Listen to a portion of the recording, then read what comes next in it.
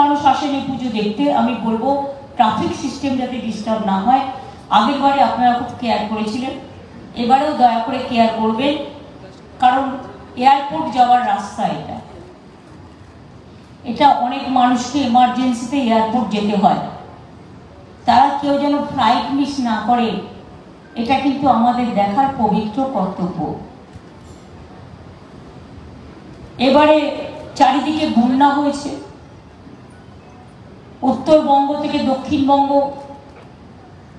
আমি সবকটা জায়গায় মোটামুটি মিটিং ব্যবস্থা করা, ত্রাণ দেওয়া থেকে শুরু করে সরকারের পক্ষ থেকে প্রশাসন, চিফ সেক্রেটারির আন্ডারে পুলিশ,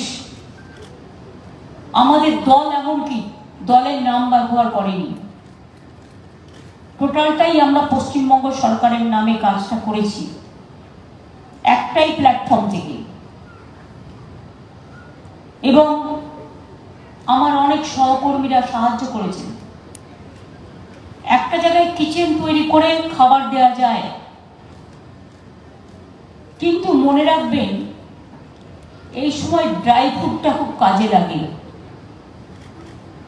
আমরা প্যাকেট করিয়েছি আমাদের ছেলে মেয়েদের দিয়ে, চাল, ডাল, আলু, তেল, সোয়াবিন, কোথাও দুধের প্যাকেট, কেকের প্যাকেট, বাচ্চাদের বিস্কুটের প্যাকেট।